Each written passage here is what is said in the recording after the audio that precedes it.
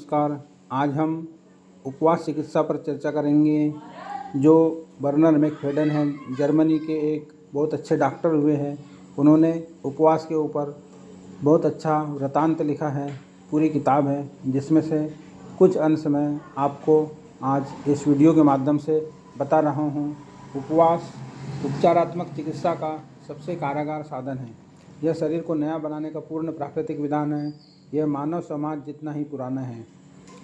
चिकित्सक कहते हैं कि पेट सारी बीमारियों की जड़ है। पेट में यदि कोई विकार उत्पन्न हो जाए तो पाचन प्रणाली के माध्यम से वह सारे शरीर में फैल जाता है। वास्तव में रोगों की जड़ यही विकार है। इस विकारों से शरीर को भी मुक्त करने का कोई उपाय है? हाँ, तो वह है उपवास। उपवास से परिचित होने ही सभ्य समाज अपने 90% रोगों के लिए डॉक्टर के पास जाना छोड़ देगा, क्योंकि तब उसको यह विश्वास हो जाएगा कि जिन अधिकांश रोगों की दवा डॉक्टरों के पास नहीं है, वह उपवास से ठीक हो सकती है। उपवास संबंधी सारी बातें नए ढंग से और बिल्कुल सरल तरीके से कही गई है। उपवास कैसे प्रारंभ किया जाए, उपवास की अवधि में कौन कौन सी सावधानियां बरती जाए, उपवास कैसे तोड़ा जाए, उपवास तोड़ने के बाद शरीर को कैसे पुष्ट बनाया जाए, यह सब हम आपको आज बताना चाह रहे हैं। यह उपवास करने का इरादा रखने वाले प्रत्येक व्यक्ति को यह वीडियो देखना चाहिए। आपका रोग कैसा भी हो, कुछ भी हो, इस वीडियो में उसके बारे में निश्चित रूप से पूरी जानकारी मिलेगी। लगभग 40 वर्ष पूर्व उस उपवास में मेरी रुचि जागृत हुई। मैं निमोनिया से बीमार पड़ गया था और उपवास द्वारा मैंने अपने आप को अच्छा किया।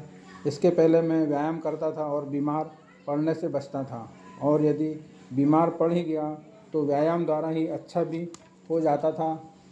हाँ, बीमार पड़ने पर मैंने अपने आहार में थोड़ा फेरबदल अवश्य किया। जब निमोनिया ने मुझे बिस्तर पर पटक ही दिया तो मैंने भी जिद पकड़ ली कि मैं व्यायाम द्वारा ही उसे चित्त करूँगा। बहुत हद तक मुझे सफलता भी मिली, किंतु दर्द और ख़तरनाक लक्षणों से मैं पूरी तरह मुक्त नहीं हो पाया। दवा दारू में मेरा बिल्कुल भी विश्वास नहीं था। उपवास के बारे में मैंने थोड़ा बहुत पढ़ रखा था। मैंने सोचा कि उपवास को आजमाने का यह अच्छा मौका है। मैंने उपवास किया और जैसे चमत्कार हो गया। पहले दिन मेरी हालत सुधरने लगी, दूसरे दिन कुछ और 5वें दिन निमोनिया के सारे लक्षण समाप्त हो गए। तीव्र बीमारियों में उपवास के चमत्कार परिणाम के संबंध में यह मेरा पहला और व्यवहारिक अनुभव था, क्योंकि तीव्र रोग, उल्टी, दस्त, सर्दी, जुकाम, बुखार, इसमें हम उपवास और विश्राम और सिर्फ शरीर की सफाई से अपने उल्टी, दस्त, सर्दी, जुकाम, बुखार को आसानी से ठीक कर सकते हैं।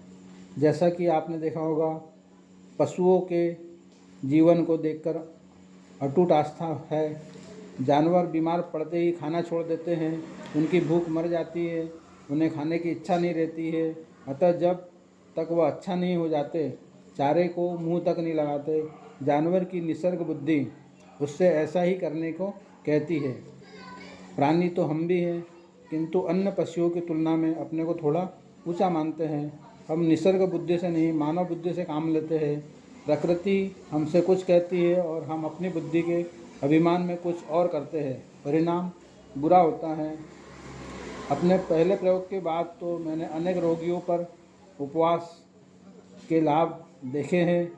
उपवास करने वाले सैकड़ों रोगियों का मैंने सूक्ष्मता से ठीक होते देखा है। अनेक वर्षों तक मुझे उपवास करने वाले सैकड़ों रोगियों को अपनी देखरेख में उपवास कराया। इन उपवास काल में बहुत से ऐसे भी थे जिन्होंने केवल 1 दिन का उपवास किया और किसी ने 90 दिन का उपवास भी किया है। फायदा सभी को हुआ। जिसने भी उपवास चिकित्सा के नियमों का पूरा पालन किया, उसे लाभ ही मिला है। 90 दिन का उपवास करने वाले व्यक्ति का लगभग 28 किलो वज़न कम हुआ। उपवास प्रारंभ करने के दिन उसका वज़न 120 किलो था। जिस दिन उसने उपवास तोड़ा उस दिन उसका वज़न 92 किलो हो गया था। बीमारी से मुक्त होने के लिए उपवास एक बहुत अचूक अस्त्र है, किंतु बीमार न पड़ने के लिए वह और भी अचूक है। मैंने कभी भी साल में औसतन 30-40 दिनों का उपवास करता हूँ। इनमें से कोई उपवास 1 दिन का होता है तो कोई 8-10 दिन का होता है। यह सच है कि यदि मैं आहार विहार में पूर्ण सतर्कता बरत लूँ तो मुझे इन उपवास की आवश्यकता ही न पड़ेगी, किंतु सामाजिक जीवन में कई तरह के व्यवहार निभाने पड़ते हैं और कभी कभी आहार विहार में नियम भंग हो जाता है। नियम भंग होने पर मुझे कोई दुष्परिणाम न भोगना पड़े, इसके लिए उपवास करना आवश्यक है। यह बात पता नहीं कैसे फैल गई कि उपवास करने से कमजोरी आती है। एकदम गलत बात है। उपवास करने वाला व्यक्ति ज़्यादा सक्षम और स्फूर्ति युक्त हो जाता है और उस पर रोगों का आक्रमण नहीं होता है।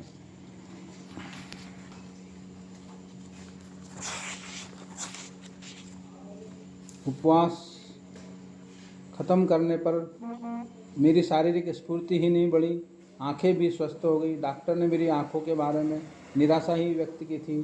58 वर्ष की आयु में मेरी आंखें अभी भी स्वस्थ हैं। चश्मे की आवश्यकता मुझे कभी नहीं हुई। यह सब बताने का मेरा उद्देश्य इतना ही है कि अस्वस्थ होने पर मैं और आप स्वयं अपनी चिकित्सा कर सकते हैं। लगभग 40 वर्षों से मैं यह चिकित्सा कर रहा हूँ। इस अवधि में मेरा असाधारण स्वास्थ्य और शक्ति का रहस्य उपवास के ज्ञान और व्यवहार का है।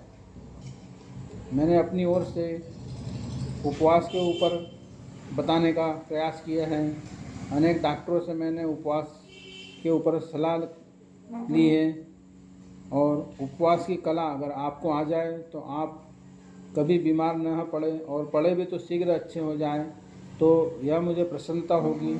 लेकिन जो हम देवी देवता के नाम पर उपवास करते हैं, लेकिन उसमें अचार, चटनी, मुरब्बा, दूसरे साबूदाने की खिचड़ी ये सब खा लेते हैं, तो ये हमारे पाचन तंत्र को वापस बिगाड़ देता है। तो हमें उपवास में रसाहार या फलाहार या सिर्फ पानी पर उपवास करना चाहिए, जिससे हमारे शरीर की सफाई करता रहे और हमारे रोग को शरीर से बाहर निकालता रहे।